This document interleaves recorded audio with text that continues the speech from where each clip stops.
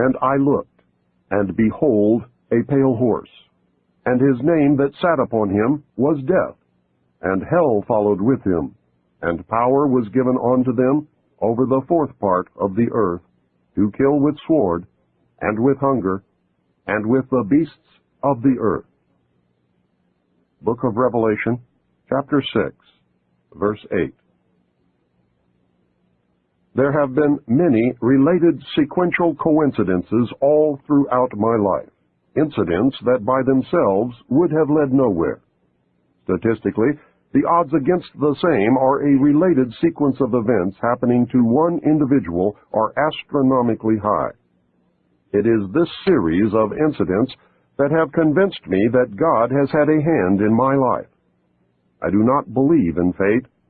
I do not believe in accidents.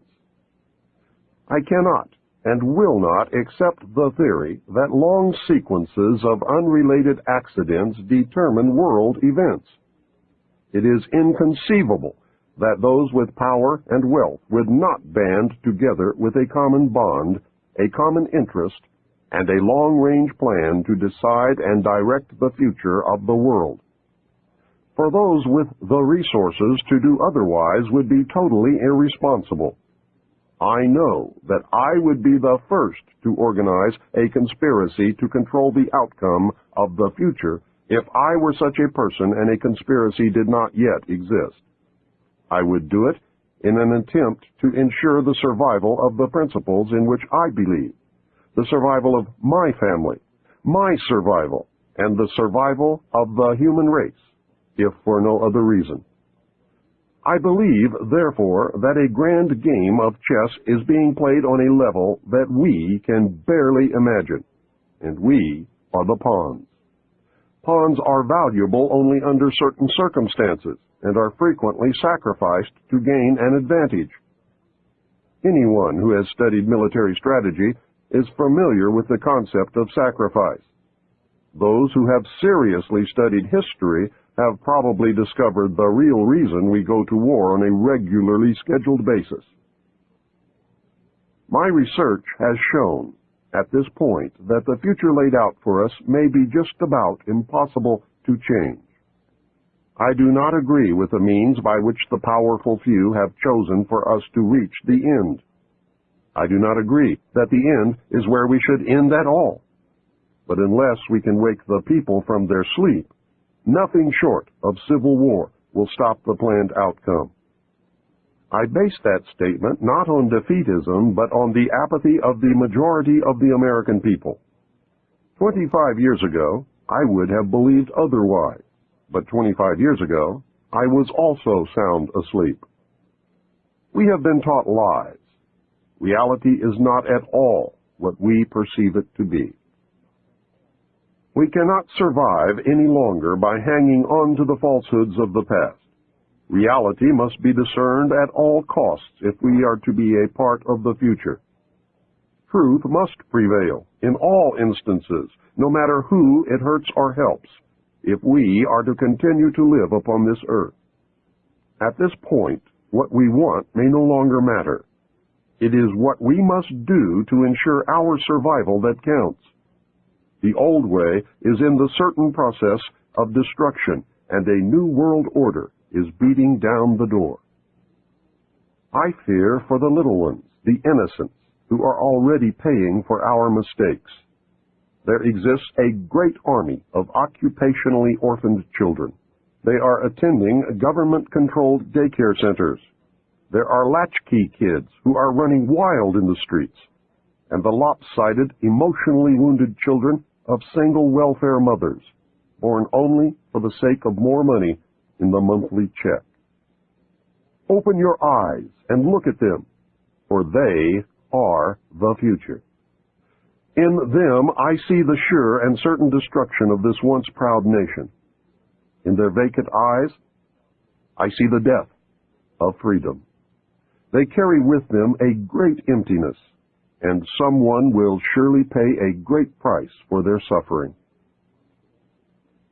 If we do not act in concert with each other and ensure that the future becomes what we need it to be, then we will surely deserve whatever fate awaits us. I believe with all my heart that God put me in places and in positions throughout my life so that I would be able to deliver this warning to His people. I pray that I have been worthy and that I have done my job.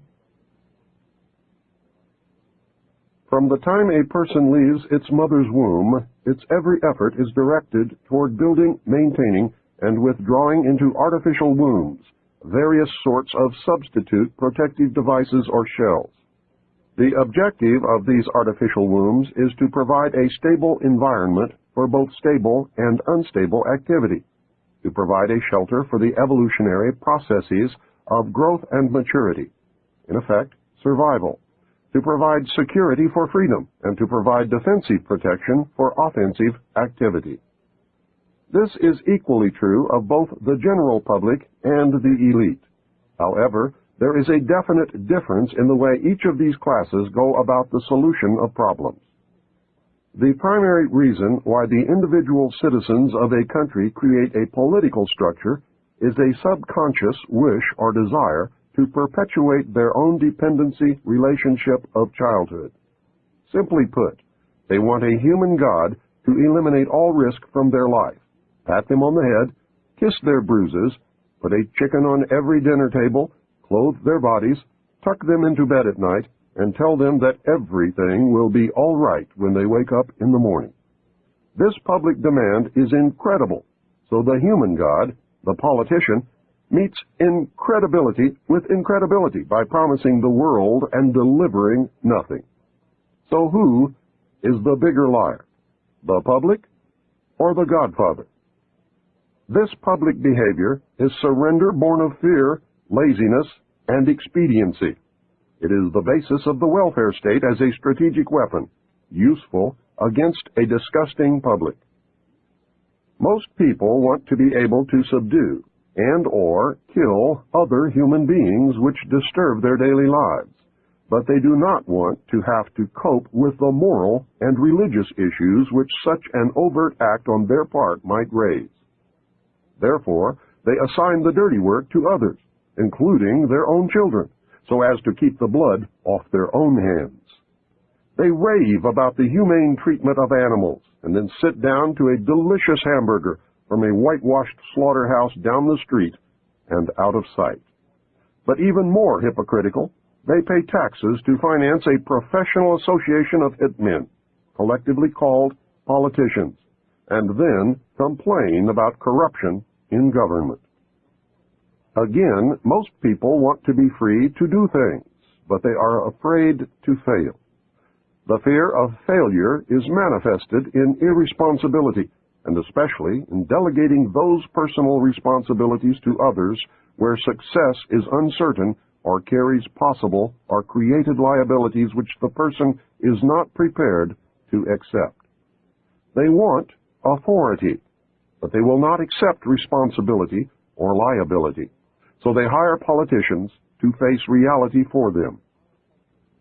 The people hire the politicians so that the people can, 1, obtain security without managing it, 2, obtain action without thinking about it, 3, inflict theft, injury, and death upon others without having to contemplate either life or death, 4, avoid responsibility for their own intentions, 5, obtain the benefits of reality and science without exerting themselves in the discipline of facing or learning either of these things.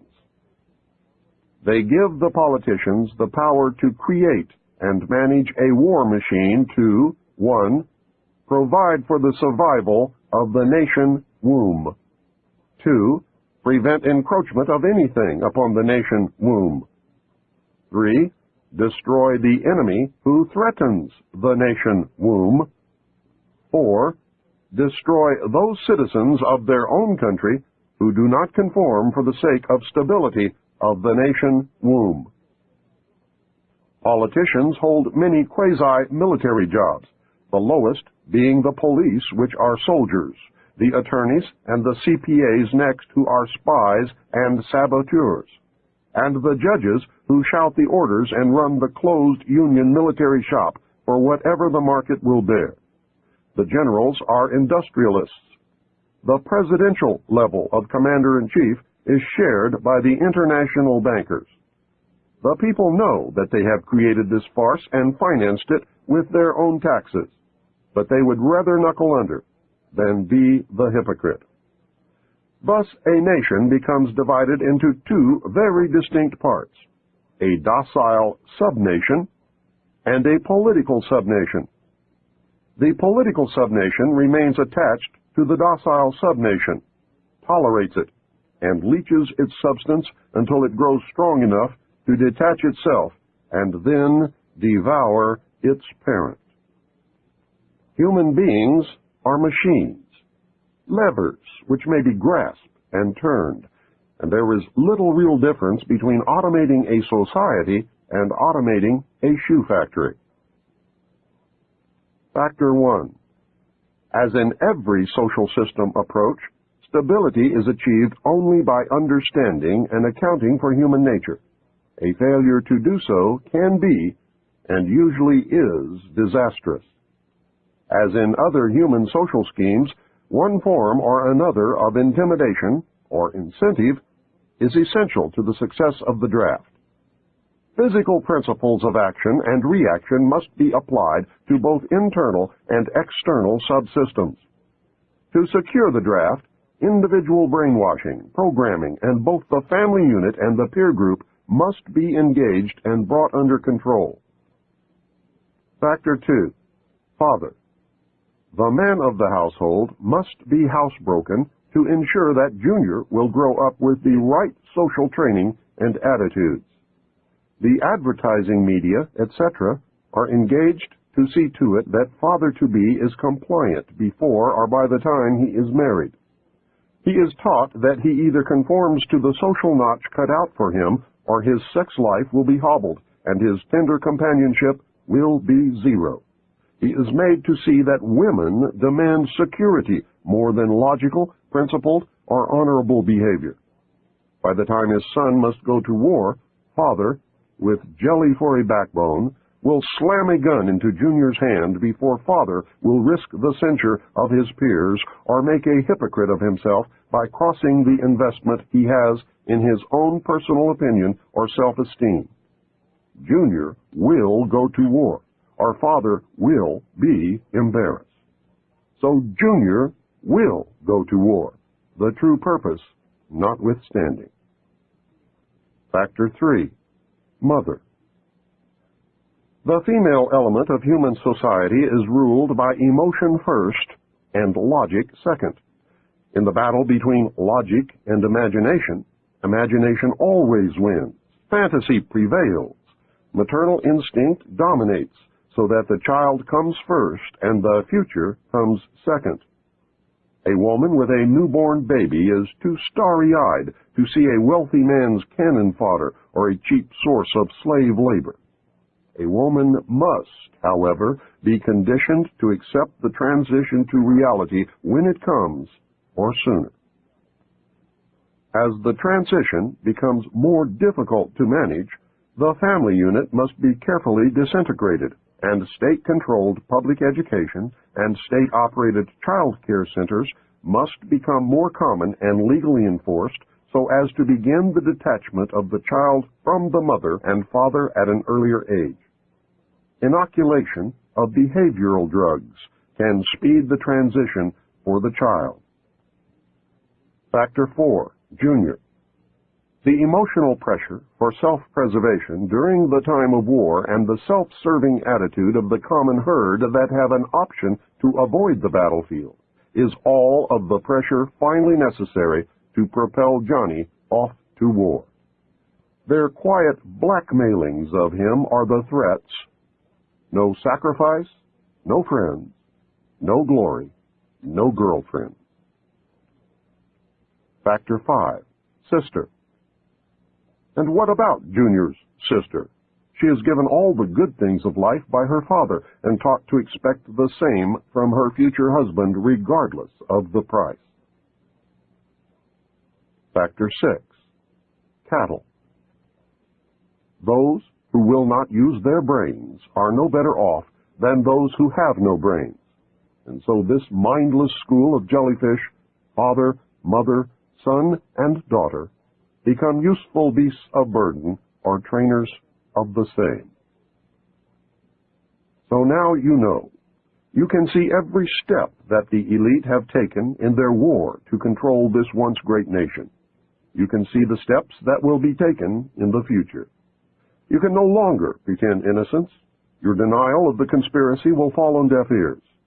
This tape is part of the education that will give Americans the weapons needed in the coming months and years of hardship as the New World Order struggles to be born. Truths cannot be negated or shrugged away.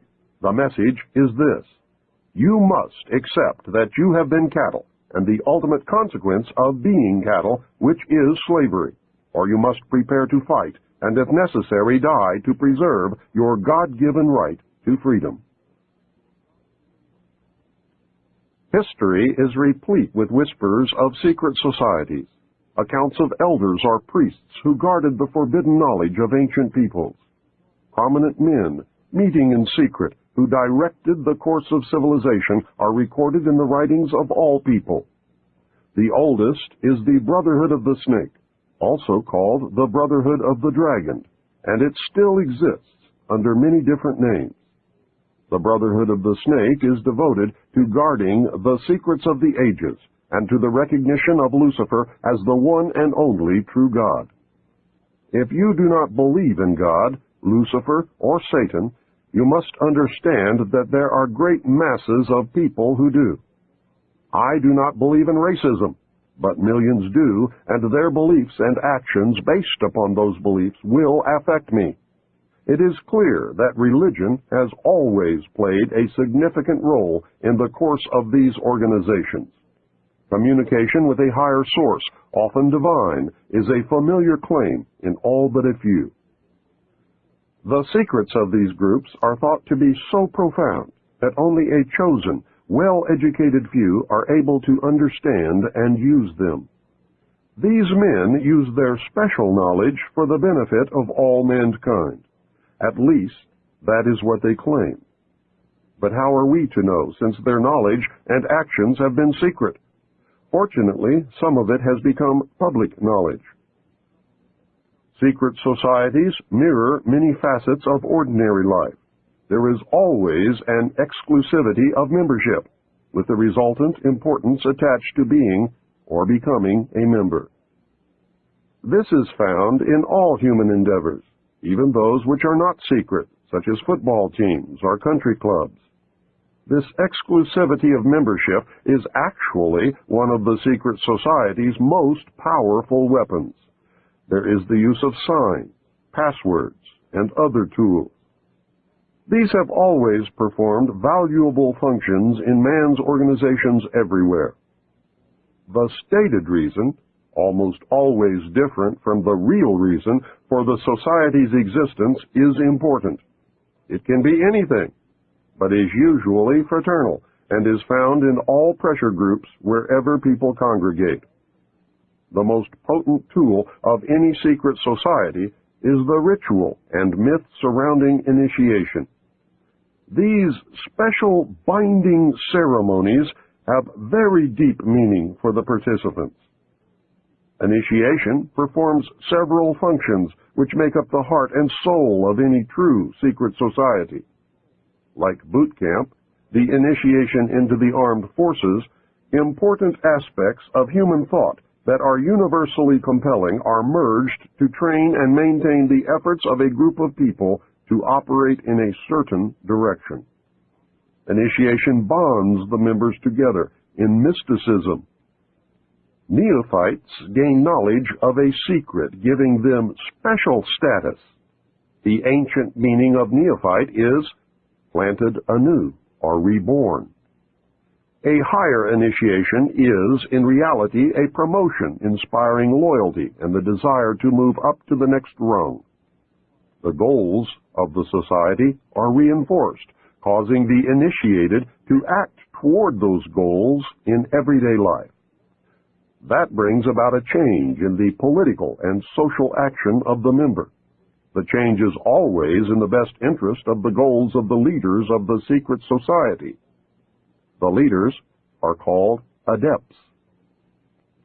This can best be illustrated by the soldier trained to follow orders without thinking. The result is often the wounding or death of the soldier for the realization of the commander's goal, which may or may not be good for the overall community. Initiation is a means of rewarding ambitious men who can be trusted. You will notice that the higher the degree of initiation, the fewer the members who possess the degree. This is not because the other members are not ambitious, but because a process of very careful selection is being conducted. A point is reached where no effort is good enough without a pull up by the higher members.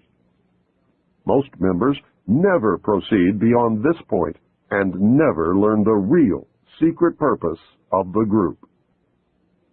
The frozen member from that point on serves only as a part of the political power base, as indeed he has always done. You may have guessed by now that initiation is a way to determine who can and cannot be trusted.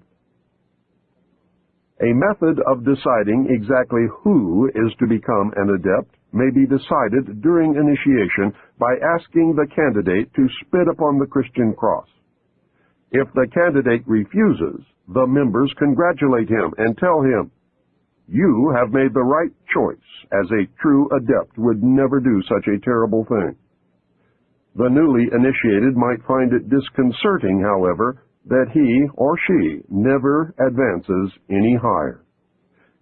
If instead the candidate spits upon the cross, he or she has demonstrated a knowledge of one of the mysteries and soon will find him or herself a candidate for the next higher level. The mystery is that religion is but a tool to control the masses. Knowledge or wisdom is their only God, through which man himself will become God. Man's desire to be one of the elect is something that no power on earth has been able to lessen, let alone destroy. It is one of the secrets of secret societies. It is what gives them a political base and lots of clout. Members often vote the same and give each other preference in daily business, legal, and social activities. It is the deepest desire of many to be able to say, "I belong to the elect." The first secret that one must know to even begin to understand the mysteries is that their members believe that there are but few truly mature minds in the world. They believe that those minds belong exclusively to them. The philosophy that follows is the classic secret society view of humanity. When a person of strong intellect is confronted with a problem which calls for the use of reasoning faculties, they keep their poise and attempt to reach a solution by garnering facts bearing upon the question. On the other hand, those who are immature when confronted by the same problem are overwhelmed. While the former may be said to be qualified to solve the mystery of their own destiny, the latter must be led like a bunch of animals and taught in the simplest language. Like sheep, they are totally dependent upon the shepherd. The able intellect is taught the mysteries and the esoteric spiritual truths. The masses are taught the literal, exoteric interpretations. While the masses worship the five senses, the select few observe, recognizing in the gulf between them the symbolic concretions of great abstract truths. The elect are given knowledge of the mysteries and are illumined, and are thus known as the Illuminati, or the illuminated ones, the guardians of the secrets of the ages. Three early secret societies that can be directly connected to a modern descendant are the cults of Roshaniya, Mithras, and their counterpart, the Builders. They have many things in common with the Freemasons of today, as well as with many other branches of the Illuminati. For instance, common to the Brotherhood are the symbolic rebirth into a new life without going through the portal of death during initiation, reference to the lion, and the grip of the lion's paw in the Master Mason's degree.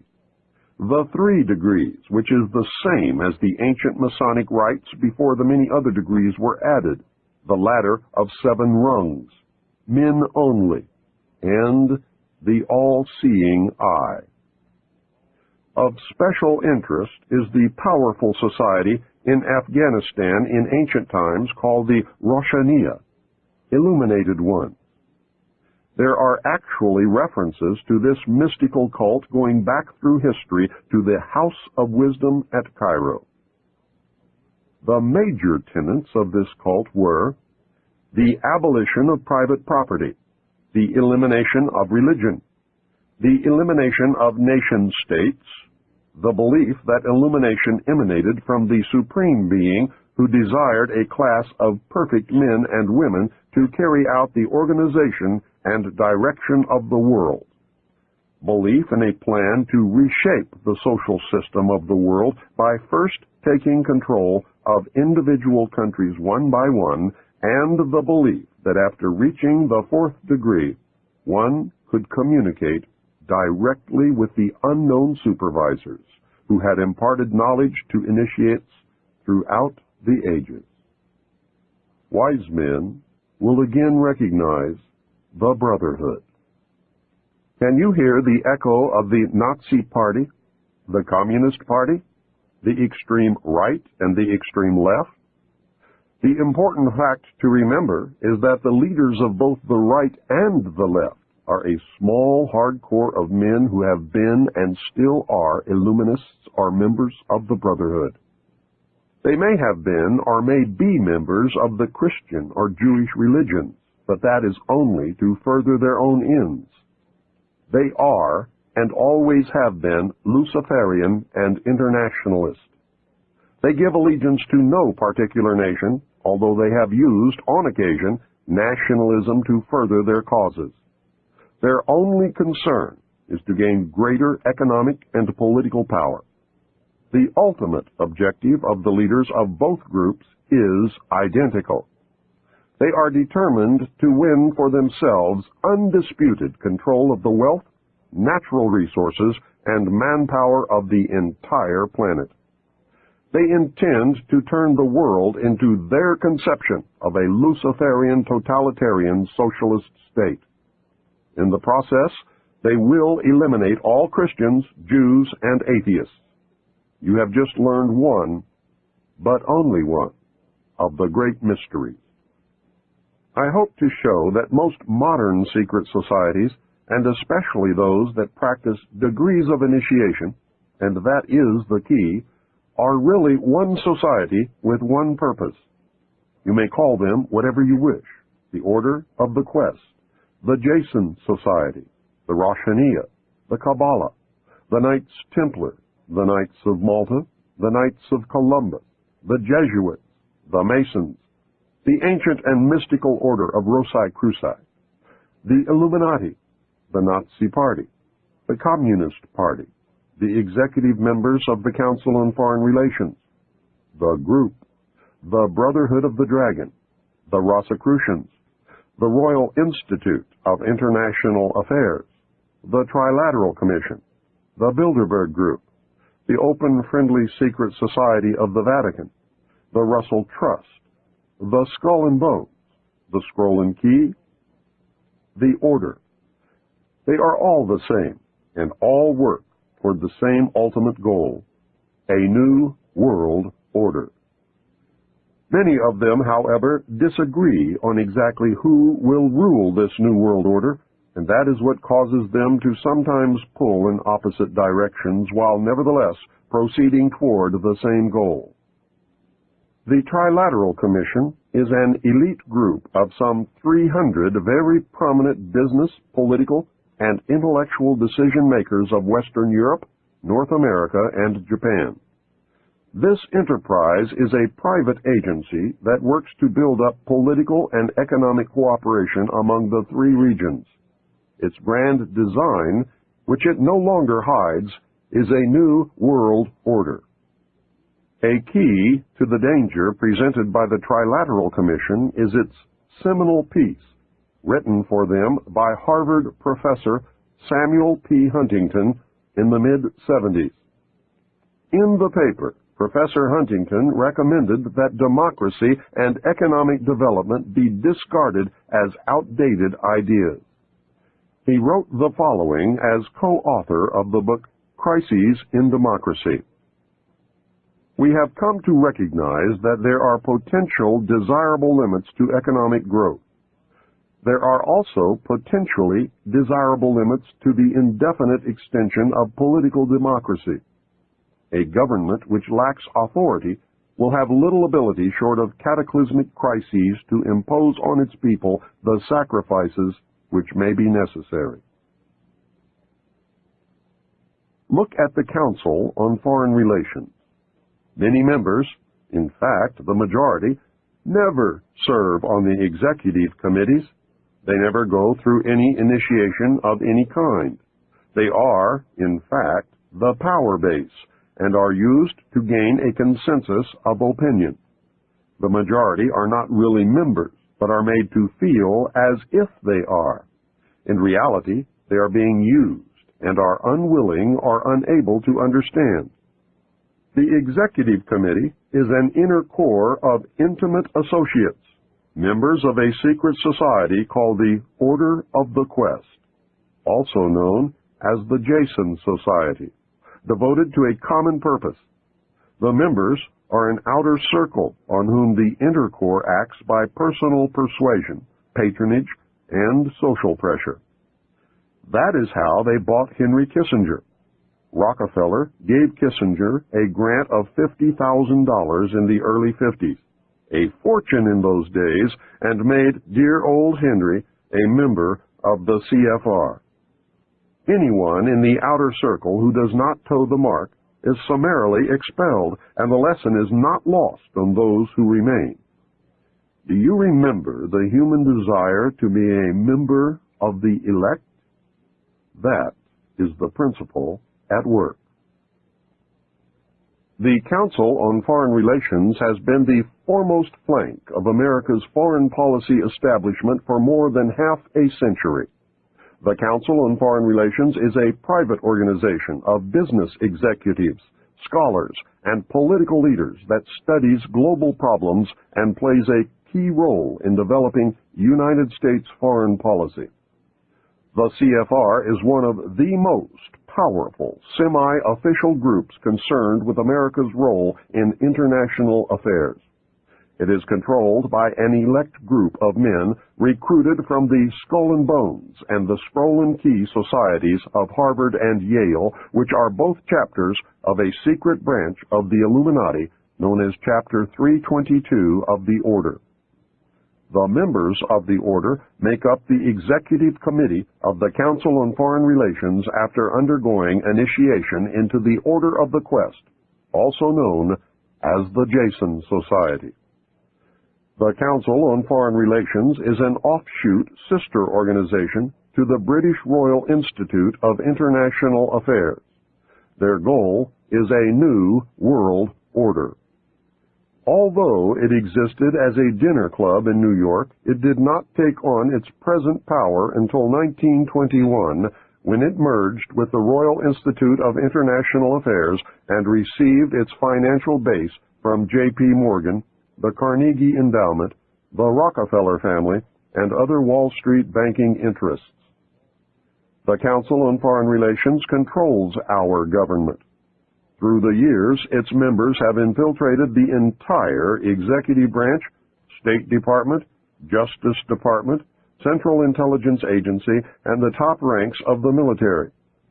Every director of the Central Intelligence Agency has been a member of the CFR. Most presidents since Roosevelt have been members. The members of the CFR dominate ownership of the press, and most, if not all, of America's top journalists are members. The CFR does not conform to government policy. The government conforms to CFR policy. The CFR is a secret society in that it forbids the taking of notes or the publishing of minutes of its meetings. Any member who divulges the subject or any part of any conversation or talk that took place during a meeting is terminated. The goal of the Council on Foreign Relations is a new world order. Remember, never worship a leader. If you worship a leader, you then no longer have the ability to recognize when you have been deceived. The most powerful secret organization in the world is the Bilderberg Group, organized in 1952 and named after the hotel where its first meeting took place in 1954. The man who organized the Bilderberg Group, Prince Bernhard of the Netherlands, has the power to veto the Vatican's choice of any pope it selects. Prince Bernhard has this veto power because his family, the Habsburgs, are descended from the Roman emperors. Prince Bernhard is the leader of the Black families. He claims descent from the house of David and thus can truly say that he is related to Jesus. Prince Bernhard, with the help of the CIA, brought the hidden ruling body of the Illuminati into public knowledge as the Bilderberg Group. This is the official alliance that makes up the world governing body. The core of the organization is 3 committees made up of 13 members each. Thus, the heart of the Bilderberg Group consists of 39 total members of the Illuminati. The 3 committees are made up exclusively of members of all the different secret groups that make up the Illuminati, the Freemasons, the Vatican, and the Black nobility. This committee works year-round in offices in Switzerland. It determines who is invited to the annual meeting and what policies and plans will be discussed. Every proposal or plan that has ever been discussed at an annual meeting of the Bilderberg Group has come to pass usually within 1 or 2 years following the meeting. The Bilderberg Group is directing the quiet war that is being waged against us. How can they do it? These are the men who really rule the world. Manly P. Hall, 33rd degree Mason, probably the most renowned expert on these subjects, wrote in his book, The Secret Destiny of America. For more than 3,000 years, secret societies have labored to create the background of knowledge necessary to the establishment of an enlightened democracy among the nations of the world. All have continued, and they still exist, as the Order of the Quest.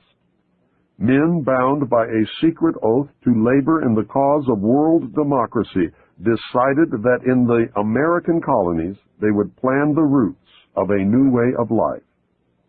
The Order of the Quest was set up in America before the middle of the 17th century. Franklin spoke for the Order of the Quest, and most of the men who worked with him in the early days of the American Republic were also members.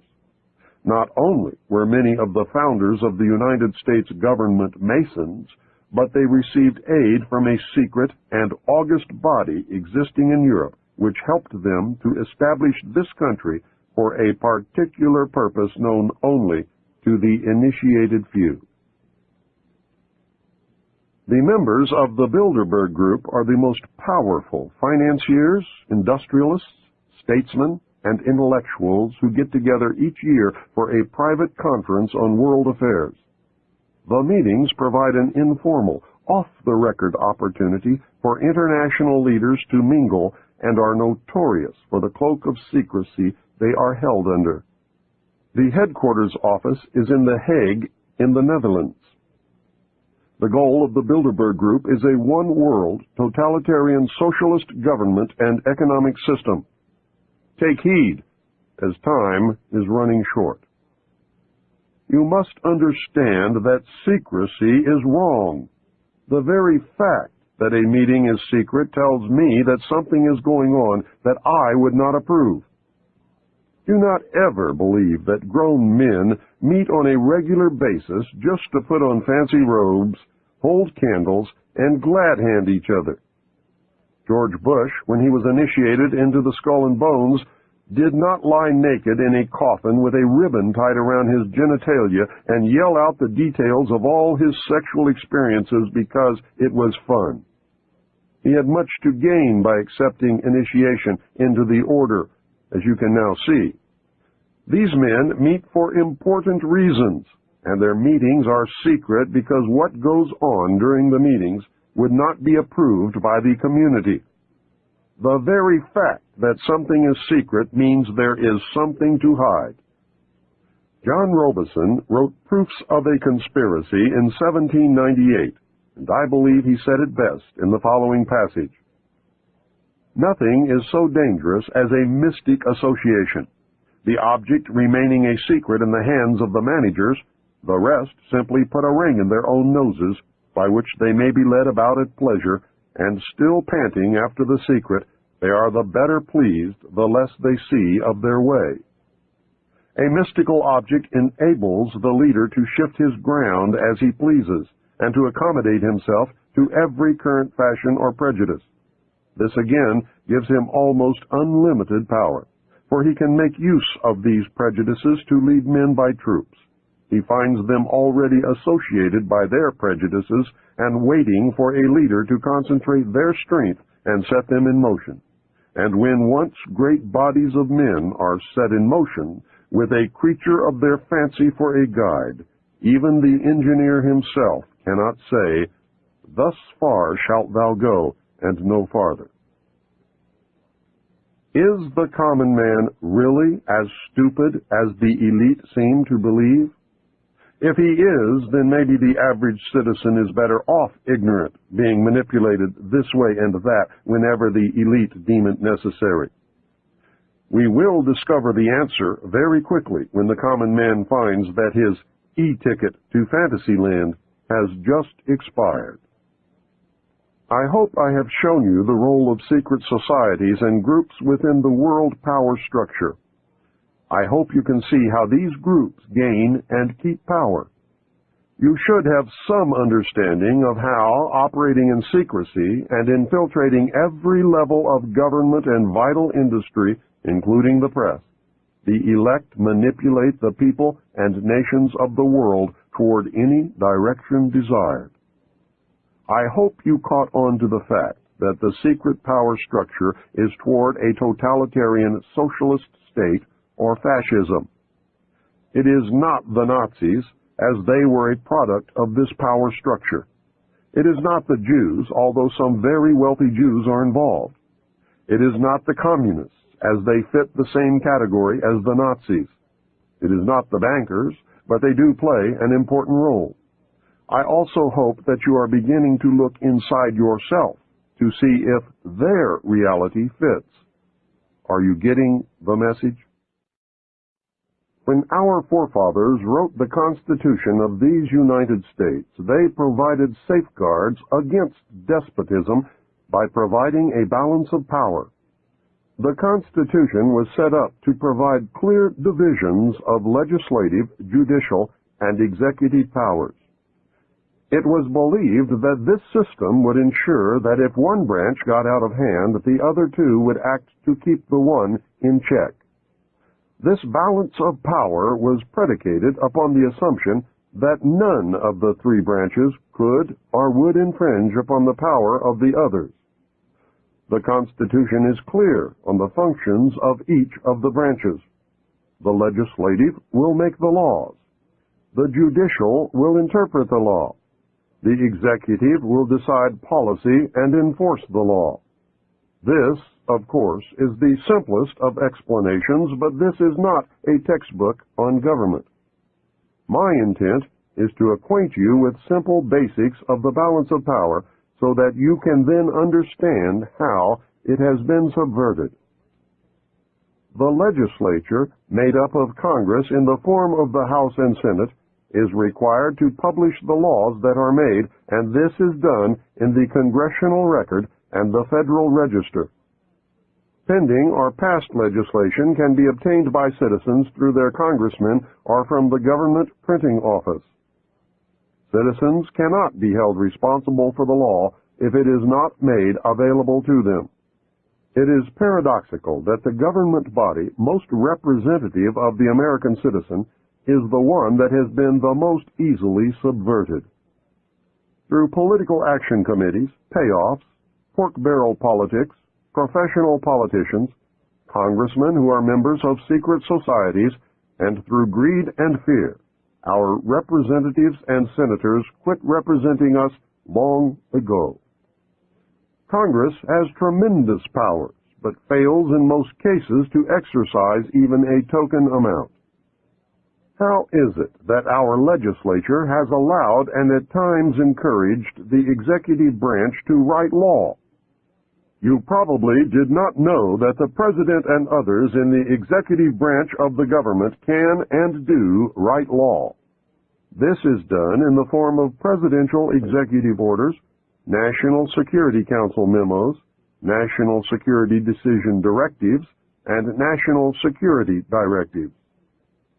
NSC memos were broad policy papers in the days after passage of the National Security Act.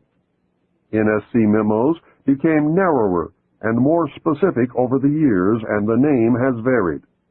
Under Kennedy, they were called National Security Action Memorandums. President Bush changed the name to National Security Directives.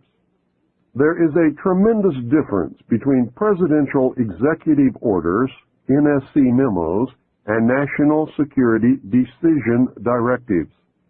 Presidential executive orders are listed in the Federal Register, or presidential findings which are made known to the House and Senate Intelligence Committees. The most important difference between the presidential executive orders and all of the others, no matter what they are called, is that the others do not have to be reported, reviewed, made available to anyone, or even acknowledged that they exist. There is no oversight whatsoever that could maintain a check on the legality of these national security directives. The President and others within the executive branch have used these super-secret directives to skirt the balance of power and write law without anyone's knowledge. Justification of the President's power to write law through executive orders stems from the failure of the government to rescind the declaration of martial law during the Civil War. In effect, the United States has been under martial law ever since Lincoln's administration. These NSDs are powerful, hidden, and dangerous tools. They were prolific during the Reagan administration. Over 300 were written, with no more than 50 ever leaking out to undergo public scrutiny. Yet, most Americans have never heard of these subversive weapons. They are being used to destroy our Constitution. I believe that everyone should know about this corruption of government. Congress has turned a blind eye to these abuses of executive power. At 3:30 a.m.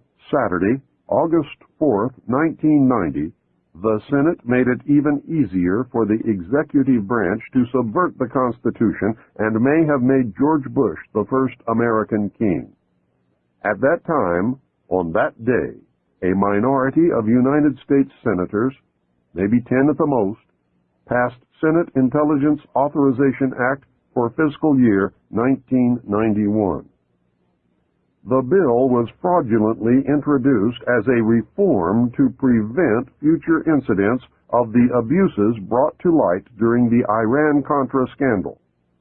Instead of preventing future abuses, however, it virtually authorizes essentially every abuse. The bill was carefully brought to a vote by Senator Sam Nunn in the dead of night when the opposition was gone. It effectively transfers most authority over the United States government directly into the hands of the President and thus directly into the hands of the secret government. The President, was given the power to initiate war, appropriate public funds, define foreign policy goals, and decide what is important to our national security. In Oversight of Intelligence Activities, Title VII, Senate Bill 2834 authorizes the following. Gives the President power to initiate covert actions. This has never before been given to the President. Prevents Congress from stopping the President's initiation of covert actions. Allows the President to use any federal departments, agencies, or entities to operate or finance a covert operation. Empowers the President to use any other nation or private contractor or person to fund or operate a covert action. Redefines covert actions as operations necessary to support foreign policy objectives of the United States, a definition that is so vague and broad as to be essentially unlimited. For the first time, officially claims the right of the United States to secretly interfere in the internal, political, economic, or military affairs of other countries in direct and flagrant violation of international law. Requires that the President prepare and deliver a written finding to the intelligence committees of the Congress, but allows the President to omit extremely sensitive matters and authorizes the President to claim executive privilege if Congress asks too many questions. There are no penalties in the bill for violating any of its provisions, including the provision requiring a finding. Why should there be? This bill has literally handed the power of all the branches of government to the President on a silver platter. The bill effectively prevents any oversight by anyone and allows the executive branch to skirt the law and to escape accountability. This will be done using national security directives. Either National Security Decision Directive 138 or a subsequent NSD directive on terrorism authorized the training of 3 Lebanese units for preemptive strikes. When problems arose, Director of Central Intelligence William Casey took that operation off the books and enlisted Saudi Arabian help in an attempt to assassinate the head of Hezbollah. A resulting car bombing killed about 80 in Beirut. Sheikh Fadlallah, the target, was unhurt. The United States military, along with civilian law enforcement teams, conducted joint anti-terrorist training across America. To allay public fears, the participants wore civilian clothing. NSD directives have become the de facto legislative vehicle of the national security state. It has become known through the research of Susan Fitzgerald, a research consultant at the Fund for Constitutional Government in Washington who has collected declassified NSD directives, that many were released without the White House letterhead at the top of the page and without the President's signature at the bottom. This, she speculates, is to conceal the fact that the signatures on some of them would reveal that they had been made by AutoPen, not by Ronald Reagan's own hand. That should give you a taste of what we are up against. Please understand that virtually all but a very few NSD directives still remain classified, and unless the public forces disclosure, their effect will probably never be known. Somewhere within the volumes of secret NSD directives, there is a plan to suspend the Constitution of the United States of America. The existence of this plan surfaced during the Iran-Contra hearings. Congressman Jack Brooks, Democrat from Texas, attempted to bring it into the open.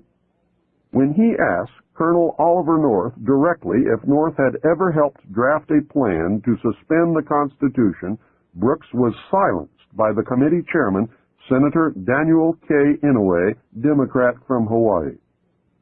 Senator Inouye stated that the subject dealt with national security, and any questions regarding the matter could be brought up during a closed-door session.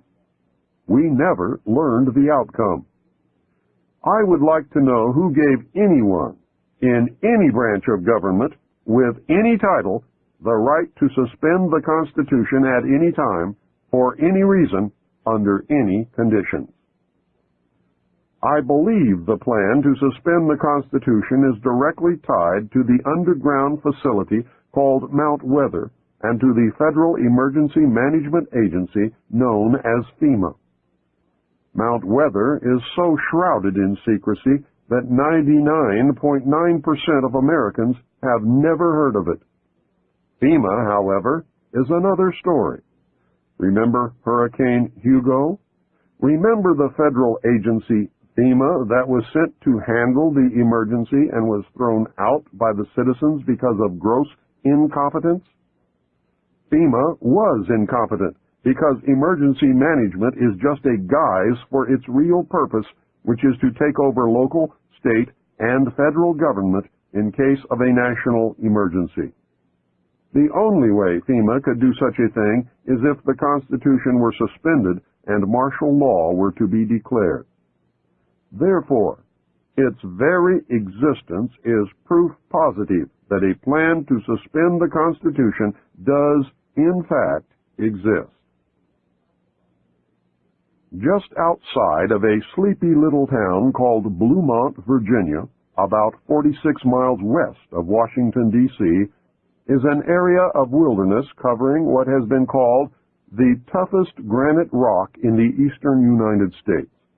The area is surrounded by signs marked Restricted Area, and this installation has been declared a restricted area. Unauthorized entry is prohibited. Other signs state, all persons and vehicles entering hereon are liable to search.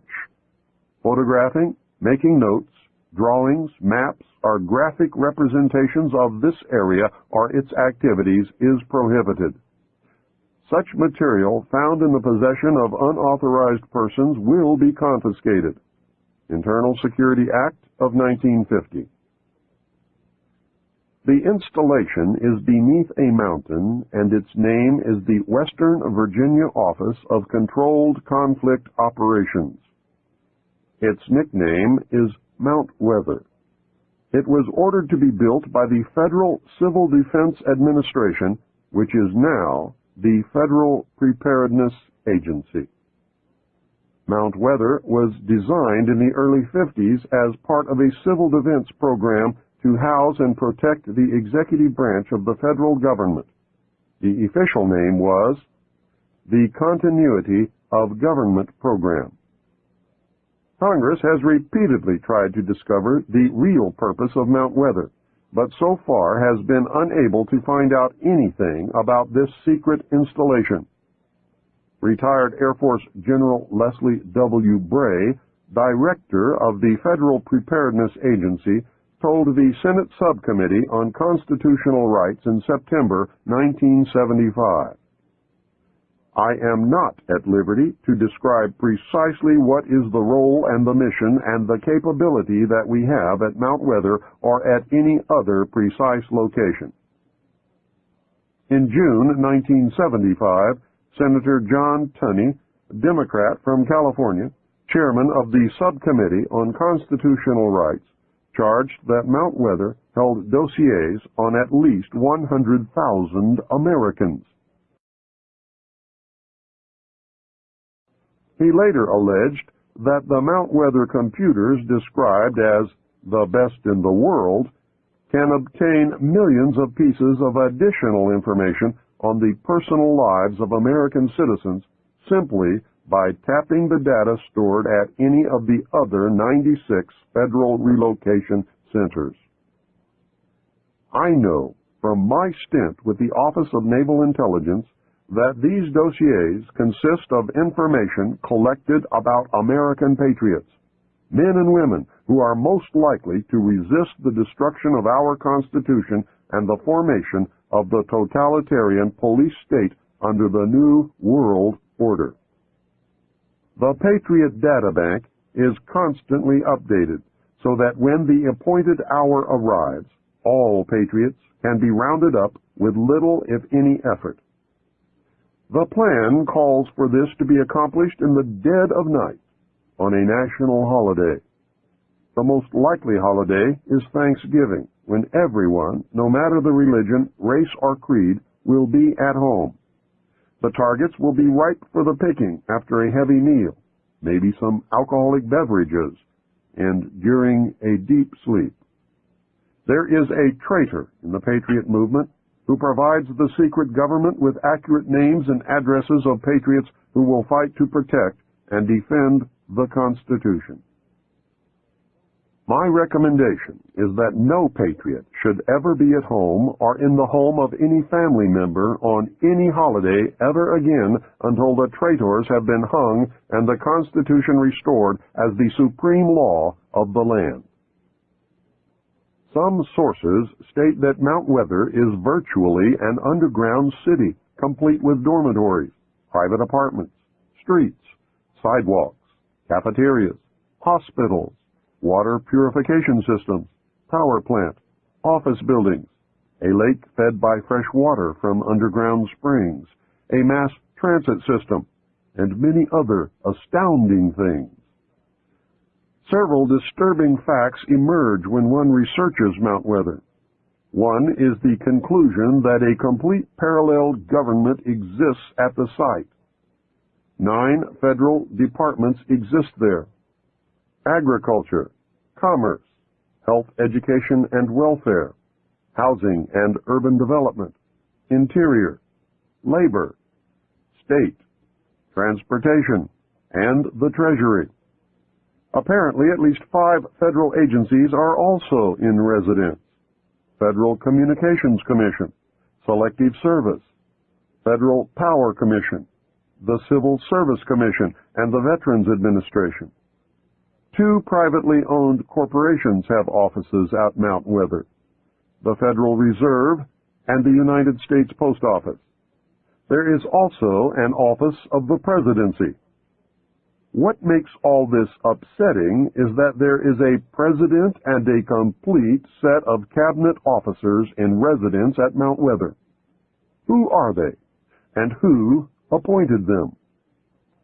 Where is such a thing provided for in the Constitution of the United States of America? Mount Weather is the operational center, the hub of over 96 other underground federal relocation centers scattered across the United States. The majority of these appear to be concentrated in Pennsylvania, Virginia, West Virginia, Maryland, and North Carolina. Each of these facilities contains computer databanks holding information, not on enemy agents, Soviet diplomats, or suspected terrorists, but on American citizens, patriots. A list of other files kept at the facilities was furnished to the Subcommittee on Constitutional Rights in 1975. The list included military installations, government facilities, communications, transportation, energy and power, agriculture, manufacturing, wholesale and retail services, manpower, financial, medical, and educational institutions, sanitary facilities, population, housing, shelter, and stockpiles. The committee concluded that these databases operate with few, if any, safeguards or guidelines. Senator James Borzek, Democrat from South Dakota, a member of the subcommittee, said, "I feel the entire operation has eluded the supervision of either Congress or the courts." Chairman Tunney said, "Mount Weather is out of control."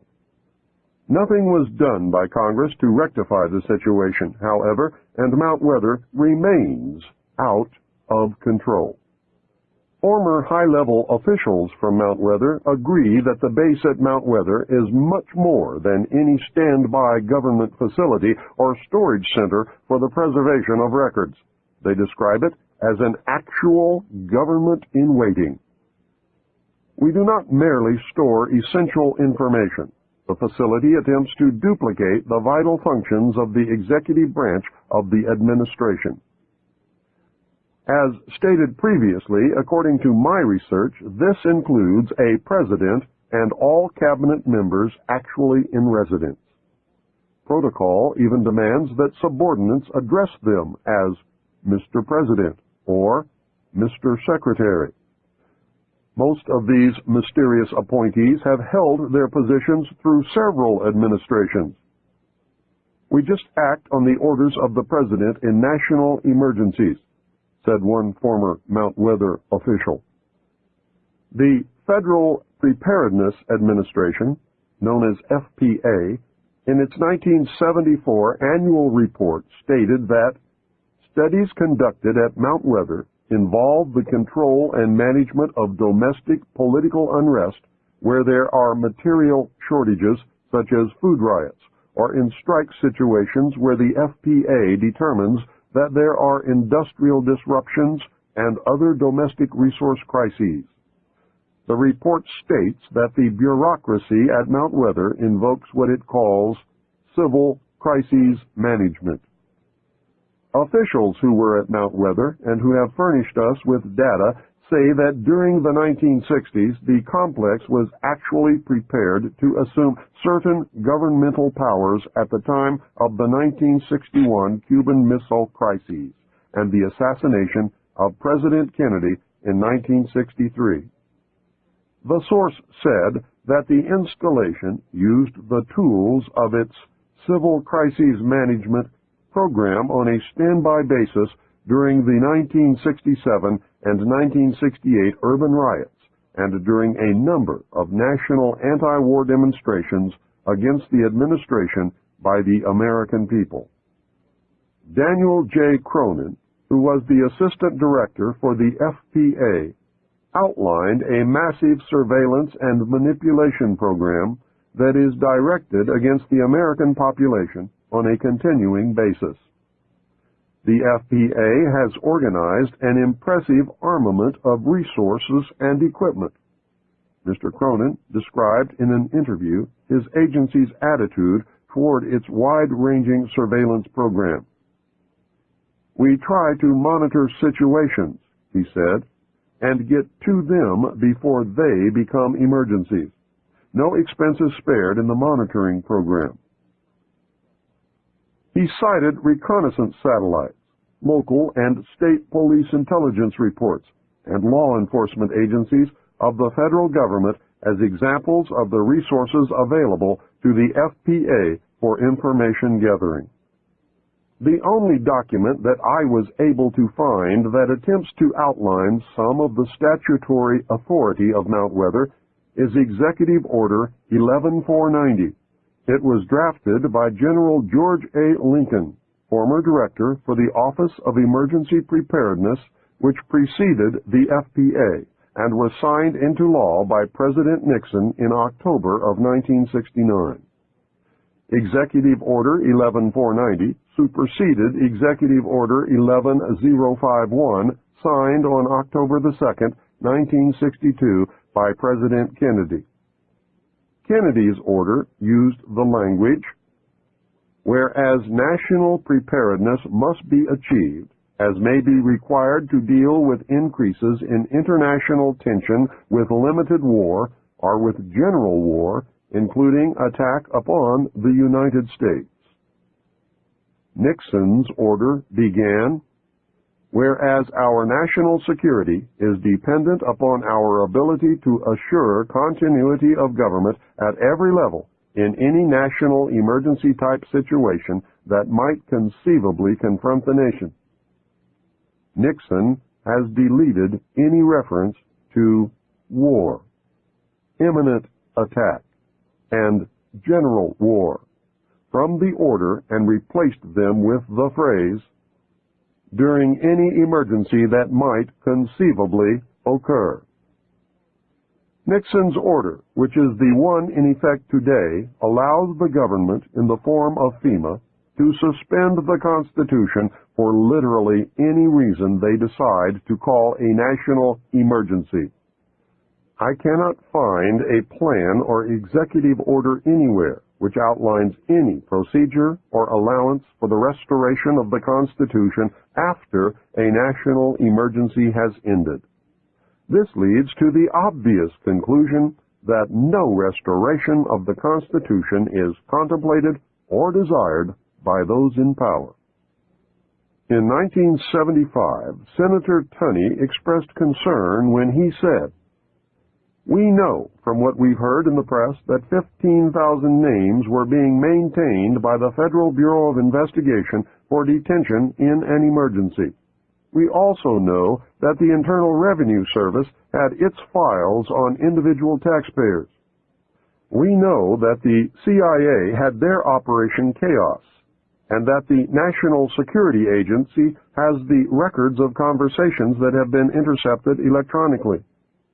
My question is this: is there anyone like yourself, General Bray, that is in control of the overall access to this data if it is maintained in a relocation site?" And your answer, as I understood it, is no. Then he continued, "General Bray, I must say that I still don't know who's in control of these relocation centers. You say you don't have that knowledge, and still we don't know from the 3 witnesses that we had here today that they had information as to who has control of those centers." "I am not at liberty," Bray answered, "to describe precisely what is the role and the mission and the capability that we have at Mount Weather or at any other precise location. I firmly believe that our continuity of government program has not provided continuity at all, but has been the instrument for discontinuing open and democratic government, and that the very program designed to protect Americans has actually been turned against us." There's a guy by the name of Buster Horton. He's a member of FEMA, and he's a member of the Interdepartmental Unit, which is empowered in the event of a national security emergency to become the unelected national government, a sort of FEMA secret government, so to speak. A pretext for invoking those emergency measures can be found almost daily in the newspapers. It can be anything from the suspension of debt payments by the high bureaus of American countries to mass runs on United States commercial banks. And that's an issue, by the way, that was being handled personally by the National Security Council and Brent Scowcroft. To food shortages, to the drug war. The whole bit, anything, any disaster emergency declared at all, even including the oil spill from the Exxon tanker in Alaska. If the President had declared a national emergency, that could have triggered it. Any instability in the Middle East. Anything, in fact. And they've already tested their capabilities in April 1984 with Rex 84A, and that was designed to test the readiness of the United States civilian and military agencies to respond to serious national security crises. Now, the executive order that will implement this, the Executive Order 11051, details responsibilities to the Office of Emergency Planning, or FEMA. It gives authorization to put all executive orders into effect in times of national emergency declared by the President, increased international tension, or economical or financial crises. Note that it covers domestic crises but does not even mention war or nuclear attack. Now, the only thing that has to happen for FEMA to be able to implement all the executive orders, emergency executive orders, is for the President to declare a national emergency of any type, as long as it's a national emergency. Executive Order 10995 provides for the takeover of the communications media. Executive Order 10997 provides for the takeover of all electric, power, petroleum, gas, fuels, and minerals. Executive Order 10988 provides for the takeover of food resources and farms. Executive Order 10999 provides for the takeover of all modes of transportation, control of highways, seaports, and etc. Executive Order 11,000 provides for mobilization of all civilians into work brigades under the government supervision. Executive Order 11001 provides for governmental takeover of all health, education, and welfare functions. Executive Order 11002 designates the Postmaster General to operate a national registration of all persons.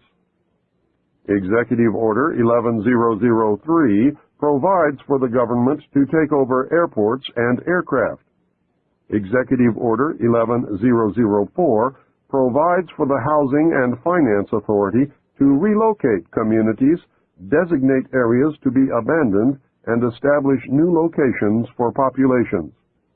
Executive Order 11005 provides for the government to take over railroads, inland waterways, and public storage facilities. Now, all of these were combined under Nixon into one huge executive order which allows all of this to take place if the President declares a national emergency, and it can be implemented by the head of FEMA, not by the President. The President has already given him that power under these executive orders. All of these were combined into Executive Order 11490, and that was signed by President Carter on July 20th, 1979, and is, in fact, law. Now, remember what North said during the Iran-Contra hearing. He said that they were prepared to suspend the Constitution of the United States, and he said if it hadn't been for their getting caught, that this would have happened. And all that did was delay it. This is what is still going to happen. President Bush issued a new executive order delegating to the director of FEMA powers which were vested in the President by the Disaster Relief and Emergency Assistance Act of 1988. And although the order was described by the White House as simply a technical matter, in reality, the revision delegated to the FEMA director direct responsibility for a large number of items which were earlier only the President's prerogative, and that includes responsibility for general federal assistance, federal emergency assistance, hazard mitigation, individual and family grant programs, and the power to direct other federal agencies to assist in an emergency.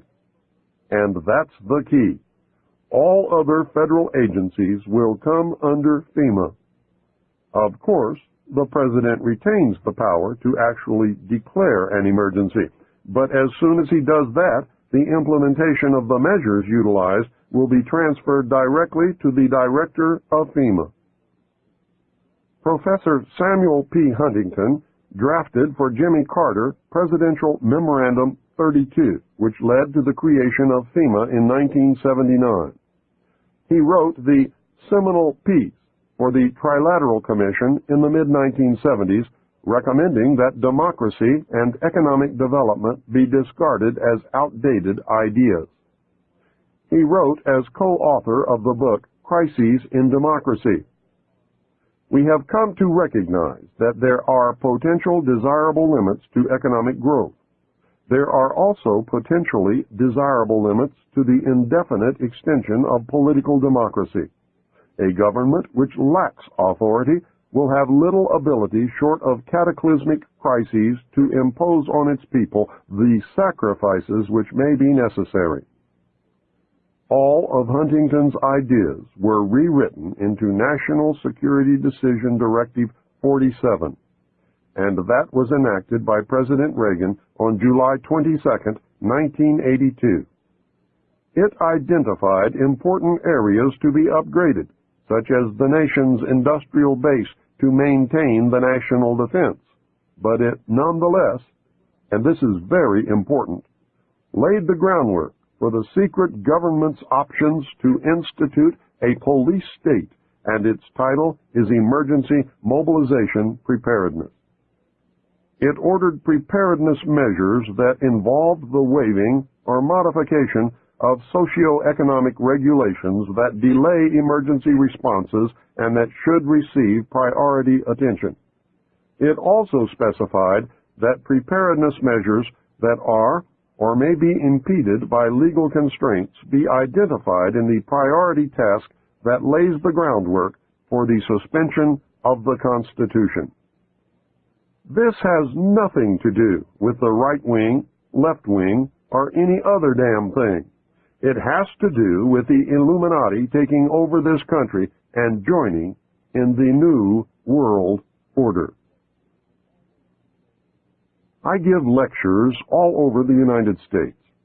At some point before, during, or after every lecture, some well-meaning but misguided soul tells me that I have it all wrong and that it's the Jews, the Catholics, the communists, or the bankers that are the cause of all our ills. The target group is blamed for everything that has ever gone wrong. Power over everyone and everything is always attributed to this group, whichever group it happens to be at that moment to that person. These poor people are on the right track in that there has been and certainly is a conspiracy to bring about a totalitarian world order. They are completely off track to think that any one ethnic, religious, or financial group alone could ever muster enough power to bring its plan to fruition.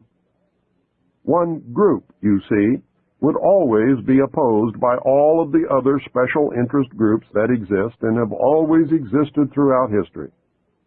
That is, unless they were all really the same group, the Illuminati, or for some reason they became unified, the Bilderberg Group.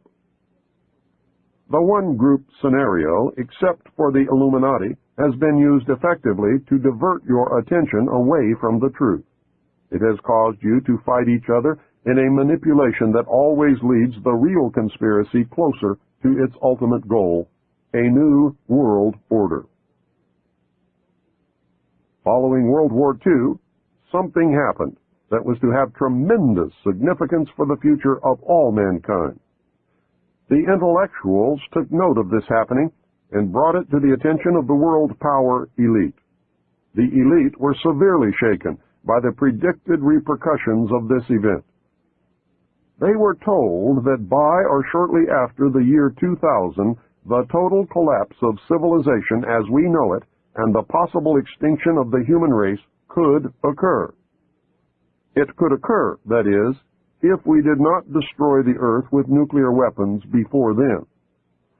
They were told that the only things that could stop these predicted events would be severe cutbacks of the human population, the cessation or retardation of technological and economic growth, the elimination of meat in the human diet, strict control of future human reproduction, a total commitment to preserving the environment, colonization of space, and a paradigm shift in the evolutionary consciousness of man.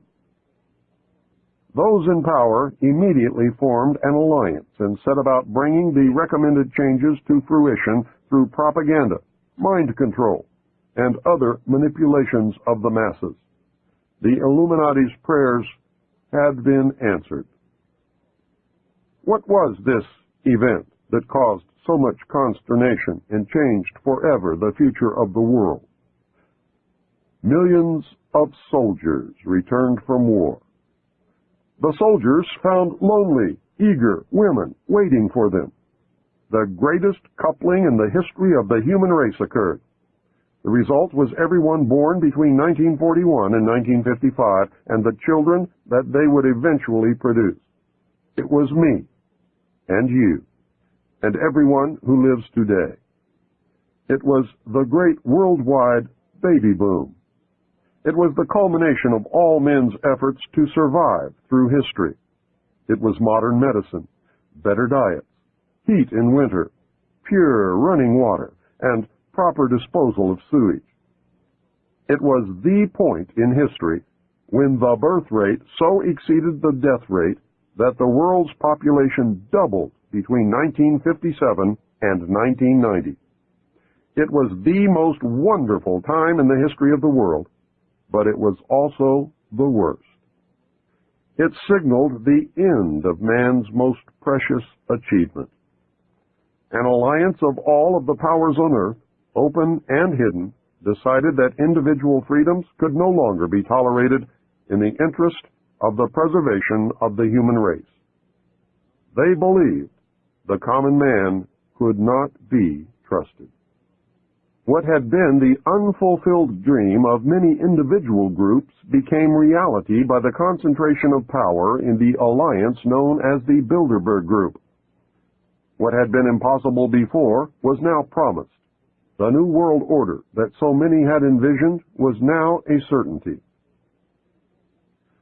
The first study was made during World War II to determine the impact of the returning soldiers upon the economy. The results mobilized the ruling elite. A second secret study was conducted in 1957 by scientists meeting in Huntsville, Alabama. It confirmed the results of the first. The conclusion was that civilization as we know it would collapse shortly after the year 2000 unless the population was seriously curtailed. Studies were done to determine a method to arrest the population explosion before the point of no return would be reached. It was determined that an immediate attack on the problem would involve 2 points of intervention. The first was to lower the birth rate, and the second was to increase the death rate. To lower the birth rate, several programs were put into motion. The first was the development of positive birth control methods using diaphragms and condoms, foam and birth control pills, and sterilization, abortion, and hysterectomy procedures. These were developed and implemented. The women's liberation movement was started with the demand for free abortions, using pro-choice as its rallying cry. Homosexuality was encouraged, and gay liberation was born. Homosexuals do not have children. Zero population growth became a hot subject at cocktail parties. Individual freedom, the heat of the moment, religion, and the old blue laws sabotaged these efforts, and while zero population growth became a reality in some areas, population increased rapidly in others. The only alternative left to the world's ruling elite was to increase the death rate. This was a difficult thing to do, as no one wanted to pick people out of a crowd and line them up for execution. Neither did they relish the possible consequences of an enraged public upon discovering that they were being systematically murdered. Of course, a very short but very deadly global war using nuclear weapons upon select population concentrations was contemplated, and to tell you the truth, was not ruled out. The fact that such a population control was even contemplated confirmed the worst fears of those who had participated in the 1957 study. War was put on the back burner to simmer, but may become a reality. In the meantime, something else had to be done that would absolve the decision-makers of guilt and place the blame on those who did not lead clean lives. Something that could be blamed upon Mother Nature. What was needed was the bubonic plague or some other horrible but natural disease. The answer came from Rome. Several top-secret recommendations were made by Dr. Aurelio Pacelli of the Club of Rome. He advocated that a plague be introduced that would have the same effect as the famous Black Death of history. The chief recommendation was to develop a microbe which would attack the autoimmune system and thus render the development of a vaccine impossible. The orders were given to develop the microbe and to develop a prophylactic and a cure. The microbe would be used against the general population and would be introduced by vaccine.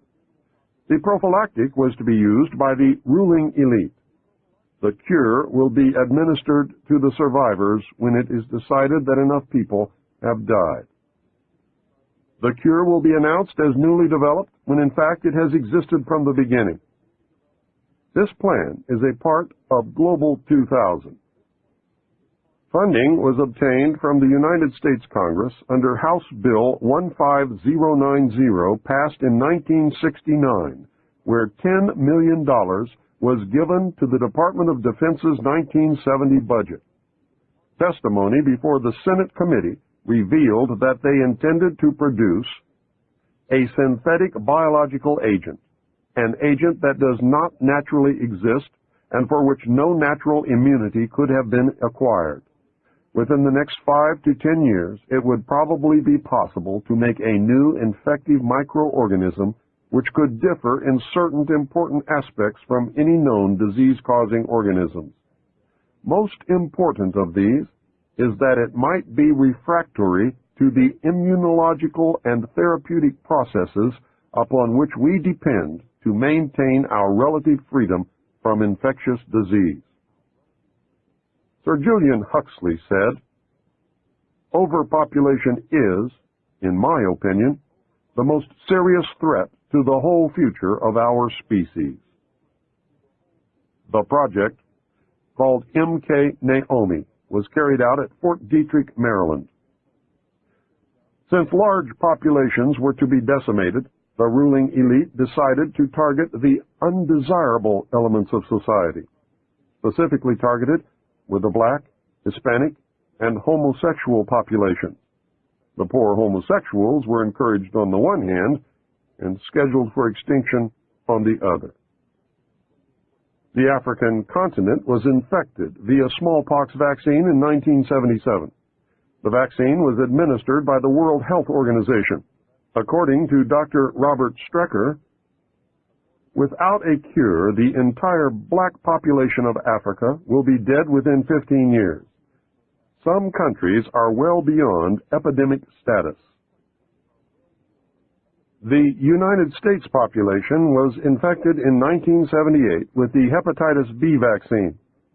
Dr. Wolf Zmunis, the ex-roommate of Pope John Paul II, was the mastermind behind the November 78 to October 79 and March 80 to October 81 experimental hepatitis B vaccine trials conducted by the Centers for Disease Control in New York, San Francisco, and 4 other American cities. He loosed the plague of AIDS upon the American people. The gay population was infected. The ads for participants specifically asked for promiscuous homosexual male volunteers. Whatever causes AIDS was in the vaccine. The vaccine was manufactured and bottled in Phoenix, Arizona. Many other population controls have been promulgated. The reduction of the world's population to workable levels has been virtually assured. It is only a matter of time. The problem will be to curtail further human reproduction beyond approved levels. To handle that problem, the New World Order will adopt a communist Chinese model of population control. It is the only population control program that has ever worked. The old and infirm have been periodically murdered, and couples are forbidden to have more than one child. Penalties are so severe that families in China with 2 children are extremely rare. 3 children families are non-existent. A surprising byproduct is that Chinese children as a group are treated better than any other national grouping of children in the world, including the United States. Tobacco fields in the United States have been fertilized with the radioactive tailings from uranium mines, resulting in a tremendous increase in the incidence of lip, mouth, throat, and lung cancer. If you do not believe it, just look at the incidence of lung cancer per capita before 1950 and compare it to the lung cancer per capita at the present time. Are those who smoke committing suicide, or are they being murdered? We have watched the news in horror as story after story unfolded, revealing that the Army and the Central Intelligence Agency had released germs and viruses into the population to test their biological warfare capability. In light of what you have now learned, you should know that it was really to reduce population. It is a matter of public record that investigations into cover-ups of radioactive leaks into the atmosphere and into groundwater have revealed that some leaks were not accidental, but were purposeful. Some areas of the country now have such a high rate of cancer that virtually everyone who lives in these areas will die other than a natural death. The true extent of radioactive gases, waste, and toxic material, especially cesium-137, strontium-90, uranium mine and mill tailings, thorium-230, radium-226, and radon-222, that has leaked or has been purposefully planted in the atmosphere, soil, and groundwater is far beyond anything you or I can imagine. Every investigation has revealed that the true figures regarding radioactive leakage are much larger than official figures, and the real numbers may never be known. Cover-up has become standard operating procedure at all levels and in all departments of government. Do we dream reality, or is reality a dream? The New World Order will eliminate the population threat in several ways. Complete control of individual behavior may be established using electronic or chemical implants. No one will be allowed to have a child without permission. Stiff penalties wait for those who ignore the law. The violent, the old, the infirm, the handicapped, and the unproductive will be killed. Private property will be abolished. Since religion helped to create the population problem, it will not be tolerated except for the approved state-controlled religion which will evolve according to man's needs. Man cannot be trusted to safeguard what little is left in the way of natural resources. Technological development and economic growth will be severely cut back. Man will be required to live like his ancestors. Those who learn to be self-sufficient and can adapt to the absence of many of the things that we take for granted today, such as automobiles, will get along fine. Others will suffer terribly. Man will once again conform to the law of the survival of the fittest. No one is going to like the loss of individual freedoms guaranteed us by the Constitution and the Bill of Rights. I do not like or agree with what is planned. Intellectually, I know that people will not solve the problems that we face unless they are made to do it. That is a sad commentary on the common man, but nevertheless it is true. The New World Order is evil, but very much needed if man is to survive long enough to plant his seed amongst the stars. A paradigm shift and starseed are the only legitimate long-term answers. This is why we have all been so wrong for so long. It never was what we thought it was. Nothing is or ever will be until we learn to live in reality instead of fantasy land.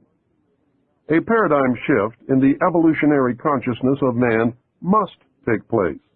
Right or wrong, the world is covered with agents of the Illuminati who are attempting to cause that evolutionary jump. We have not been taken into their confidence. It is true that without the population or the bomb problem, the elect would use some other excuse to bring about the New World Order. They have plans to bring about things like earthquakes, war, the Messiah, an extraterrestrial landing, and economic collapse. They might bring about all of these things just to make damn sure that it does work. They will do whatever is necessary to succeed.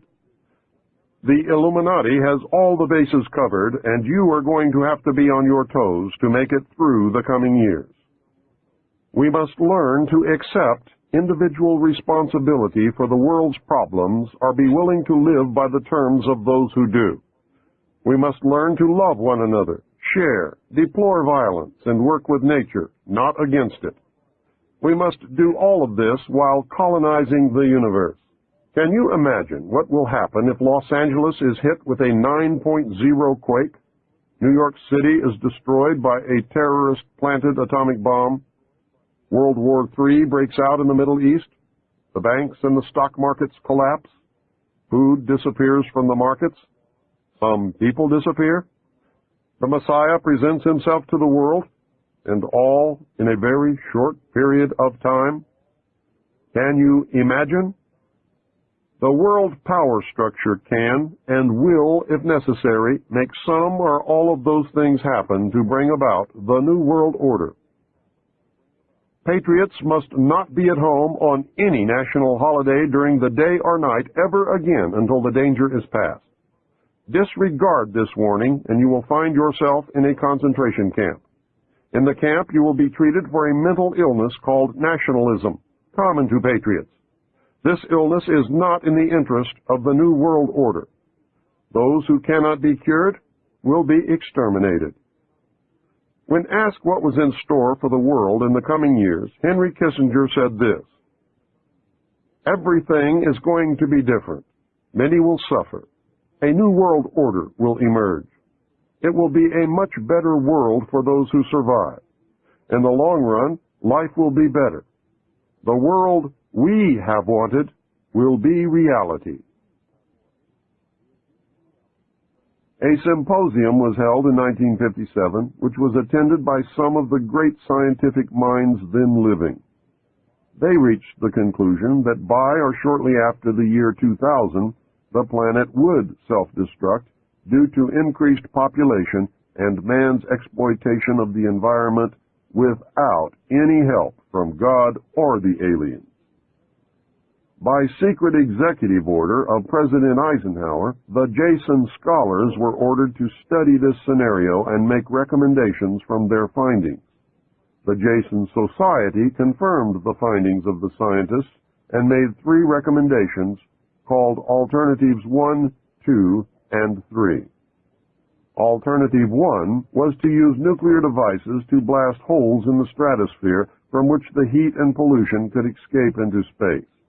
They would then change the human cultures from that of exploitation into cultures of environmental protection. Of the 3, this was decided to be the least likely to succeed due to the inherent nature of man and the additional damage the nuclear explosions would themselves create. The existence of a hole in the ozone layer may indicate that Alternative 1 might have been attempted. This is, however, only conjecture. Alternative 2 was to build a vast network of underground cities and tunnels in which a select representation of all cultures and occupations could survive and carry on the human race. The rest of humanity would be left to fend for themselves on the surface of the planet. We know that these facilities have been built and are ready and waiting for the chosen few to be notified. Alternative 3 was to exploit the alien and conventional technology in order for a select few to leave the Earth and establish colonies in outer space. I am not able to either confirm or deny the existence of batch consignments of human slaves, which would be used for the manual labor as a part of the plan. The Moon, codenamed Adam, was the object of primary interest, followed by the planet Mars, codenamed Eve. I am now in possession of official NASA photographs of one of the moon bases. I believe that the Mars colony is also a reality. As a delaying action, all 3 alternatives included birth control, sterilization, and the introduction of deadly microbes to control or slow the growth of the Earth's population. AIDS is only one result of these plans. It was decided by the elite that since the population must be reduced and controlled, it would be in the best interest of the human race to rid ourselves of the undesirable elements of our society. Specific targeted populations included blacks, Hispanics, and homosexuals. The joint United States and Soviet leadership dismissed Alternative 1, but ordered work to begin on Alternatives 2 and 3 virtually at the same time. In 1959, the RAND Corporation hosted a deep underground construction symposium. In the symposium report, Machines are pictured and described which could bore a tunnel 45 feet in diameter at the rate of 5 feet per hour in 1959. It also displays pictures of huge tunnels and underground vaults containing what appeared to be complex facilities and possibly even cities. It appears that the previous 5 years of all-out underground construction had made significant progress by that time. For many years, the secret government has been importing drugs and selling them to the people, mainly the poor and minorities. Social welfare programs were put into place to create a dependent, non-working element in our society. The government then began to remove these programs to force people into a criminal class that did not exist in the 50s and 60s. The government encouraged the manufacture and importation of military firearms for the criminals to use. This is intended to foster a feeling of insecurity, which would lead the American people to voluntarily disarm themselves by passing laws against firearms. Using drugs and hypnosis on mental patients in a process called Orion, the CIA inculcated the desire in these people to open fire on schoolyards and thus inflame the anti-gun lobby. This plan is well underway and so far is working perfectly. The middle class is begging the government to do away with the Second Amendment. The media will convince the American people that a state of anarchy exists within the major cities. When public opinion has been won to this idea, they intend to state that a terrorist group armed with a nuclear weapon has entered the United States and that they plan to detonate this device in one of our cities. The government will then suspend the Constitution and declare martial law. The secret alien army of implanted humans and all dissidents, which translates into anyone they choose, will be rounded up and placed in the 1-mile square concentration camps which already exist. Are the people whom they intend to place in these concentration camps destined to make up the reported batch consignments of slave labor needed by the space colonies? The media, radio, TV, newspapers, and computer networks will be nationalized and seized. Anyone who resists will be taken or killed. This entire operation was rehearsed by the government and military in 1984 under the code name Rex 84 Alpha, and it went off without a hitch. When these events have transpired, the secret government takeover will be complete. Your freedom will never be returned, and you will live in slavery for the remainder of your life. You had better wake up, and you had better do it now. The conclusions are inescapable. 1. The secret power structure may believe that by our own ignorance or by divine decree, planet Earth will self-destruct sometime in the near future. These men sincerely believe that they are doing the right thing in their attempt to save the human race. It is terribly ironic that they have been forced to take as their partner an alien race which is itself engaged in a monumental struggle for survival. Many moral and legal compromises may have been made in this joint effort. These compromises were made in error and must be corrected. Those responsible should be brought to account for their actions. I can understand the fear and urgency that must have been instrumental in the decision not to tell the public. Obviously, I disagree with that decision. Throughout history, small but powerful groups of men have consistently felt that they alone were capable of deciding the fates of millions. Throughout history, they have been wrong. This great nation owes its very existence to the principles of freedom and democracy. I believe with all my heart that the United States of America cannot and will not succeed in any effort that ignores those principles. Full disclosure to the public should be made, and we should proceed to save the human race together. Through ignorance or misplaced trust, We as a people have abdicated our role as the watchdog of our government. Our government was founded of the people, for the people, by the people. There was no mention or intent ever to abdicate our role and place our total trust in a handful of men who meet secretly to decide our fate. In fact, the structure of our government was designed to prevent that from ever happening. If we had done our jobs as citizens, we would never have reached this point. Most of us are completely ignorant as to even the most basic functions of our government. We have truly become a nation of sheep. And sheep are always eventually led to slaughter. It is time to stand up in the manner of our forefathers and walk like men. You must understand that, real or not, the purported presence of aliens have been used to neutralize certain widely different segments of the population. Don't worry, the benevolent Space Brothers will save you. It can also be used to fill the need for an extraterrestrial threat to justify the formation of a new world order. The aliens are eating us. The most important information that you need to determine your future actions is that this new world order calls for the destruction of the sovereignty of nations, including the United States. The new world order cannot and will not allow our Constitution to continue to exist. The New World Order will be a totalitarian socialist system.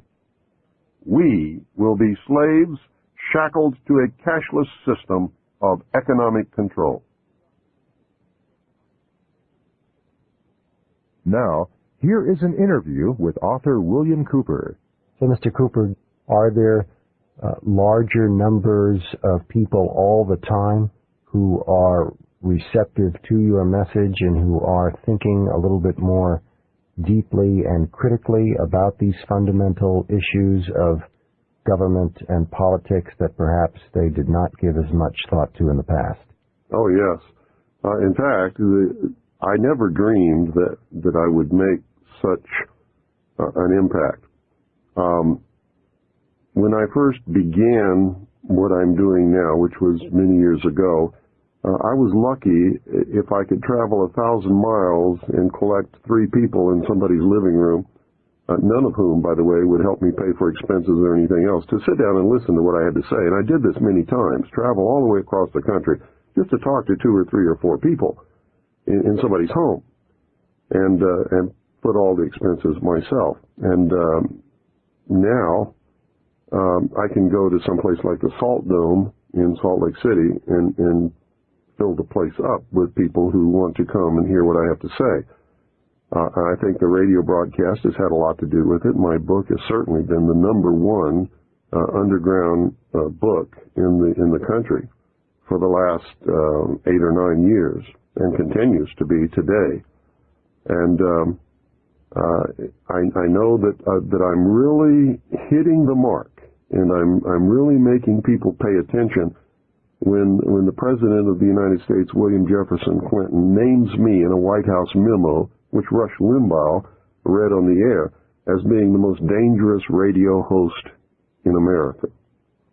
To me, that was the most tremendous compliment that I could ever receive. Was worth more than $50 million in my estimation. And if I don't ever do anything more than what I've accomplished, I certainly have accomplished quite a bit in the way of waking up the average American to stop believing everything that he's told or taught and start questioning and using his own mind for something other than to hold up the top of his head.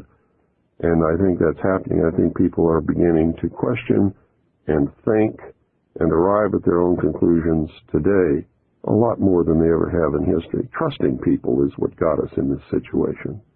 And the whole concept that imperfect man can rule other imperfect men and it's going to turn out all right is the most ludicrous proposition that I've ever heard in my life. I think there are a number of people that agree with what you say, who are aware of some of these facts. Again, the question to ask is, given that there may be ills and abuses on the part of the government today, what would be something that a person interested in seeing change could do? What sort of advice would you give somebody who wanted to have an effect for the better, who would want to influence events so that we would begin moving towards a change? There are only two possible avenues of change at the present time. One is civil war, which we are heading toward right now. We're rushing toward a civil war in this country. And I foresee that that is probably the most reasonable expectation that we can see happening. Not that I want it to happen. Not that a civil war is reasonable. But it's the reasonable conclusion after looking at the whole picture. The other is that we could somehow really educate the vast majority of what I call the American sheeple. These are people who are ignorant. Ignorant is not a bad word. It just means that they're without knowledge. If we could educate them and get them to understand that it is more important to stand up now and take a personal risk and educate other people and say that this has all got to stop, and be able to select our own candidates and make sure they get elected no matter what the press or the television or anybody else tells us about them. Put them in office, people who will support, protect, and defend the Constitution, like the liars and the charlatans who are in office now swear to do when they take their oath of office, but don't at all. Don't even attempt it, in fact. If you could get the people to do that, then there might be a possibility of a political, peaceful solution. But I can tell you right there that that's not going to happen. It's not going to happen in your wildest dreams, because most people spend the first 21 years of their life trying to get away from daddy and get away from home and become responsible and have their own responsibility in life. They spend the rest of their life, once they find out what that really means, in trying to find a daddy that will take care of them and take all the risk away from them and make sure that they have a job and that their diapers are changed and they have a bed to sleep in at night and a place to play and all of that kind of stuff, just like every other child in the world. And to stand up and be responsible and take a risk means that they're not going to find that. That's why socialism is so attractive to the vast majority of any people, not just Americans, but any people. It promises that they're going to have a daddy again who's going to take care of them. If they'll just give up all their rights and all their liberties, daddy will take care of them. And so that's what people are looking for. And you can see it in your daily life. That's the way they vote. That's what they want. They don't want to take personal responsibility. They don't want to take a risk. They're afraid of getting on a list. I've had people tell me to my face, Bill, I know all about this stuff, but I can't help you because I don't want to get on anybody's list. Is it different anywhere else then, Bill? Because this question brings me to something I wanted to ask you anyway, and that is, in looking over other countries in the world, do you find any other countries with social or political models, even if it's only some aspect of their system, that you find worth emulating in other countries? Any other country or countries that you think go about the political process or the social contract, if you will, in a way superior to the United States? No, I don't, as a matter of fact. Up until we began to take this left turn into socialism, the United States was the great light of the world, so to speak. We were the only free people who had ever existed in the entire history of humanity. We like to talk about our great heritage from England. The English were never free. They're not free today. They don't have freedom of speech. They don't have any of the freedoms that we've always had and cherished. In the history of the whole human race, the only people that have ever lived on this planet who have ever truly been free, the ultimate achievement of all humankind was to accept the individual as a king or queen in his or her own right, being responsible and having all of the freedom and liberties that they could possibly imagine right here in this country. And we created a government that was supposed to have a balance of power and was limited, strictly limited by the Constitution, and only given a very few powers in order to protect the freedom of the common man. That's all gone now. I mean, that's like you hear these politicians in Washington today talking about how the Constitution is an outdated document penned over 200 years ago by a bunch of doddering old men who did not understand the complexities of the modern age. They won't tell you what you should already know is that the document is not an outdated old document. It is a living Constitution. It has within it the means for change should the people desire that it be changed. But the people don't desire that, so they just go ahead and throw it in the trash can anyway and go about their business doing anything that they want to do, while Joe Blow on the street doesn't even know that it's happening because he's never read the document that guarantees his freedom in his whole life. So, Mr. Cooper, given the controversial nature of so many of the things that you have studied with regard to government and the law and the abuses thereof, tell us a little bit about how it has affected your personal life. You're a family man with 2 children. What kind of impact has the work you've done had on your family? Well, that's quite an interesting question, and that doesn't get asked very much. But it's had a tremendous effect. If you want to find out how quickly society can turn against one, and I'm talking seriously here, stand up and tell the truth about just anything that you want to stand up and tell the truth about. It scares the living daylights out of everyone. And so the first thing that happens is you find out who your friends are and who your friends are not, because there's a great weeding out there. And it's not anything that you do on your part or that I've done on my part. They just disappear. And you find very quickly that people are afraid to be around you because that they can see the government being upset about what you're talking about, and they can see repercussions coming, and of course they have happened and will continue to happen. And ultimately, I really believe that there will be some kind of a terminal point where they decide that they're not just not going to put up with this pest anymore, and that's going to be the end of me. We have been literally financially in the ditch. We have found it impossible to get any kind of a normal job with anyone who knows anything about what I do. You can't go to church. You can't go to cocktail parties because everybody else is sitting around talking about the weather or, oh, what school did you go to?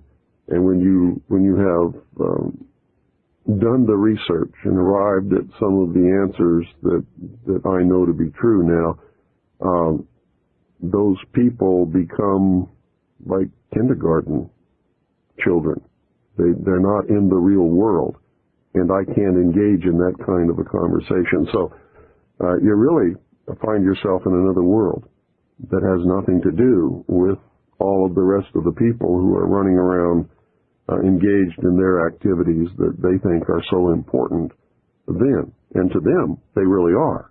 But to me, they've lost the reality of what really is important, and they're about to lose their freedom to even discover those things at this point. May I ask you a last question, and that is,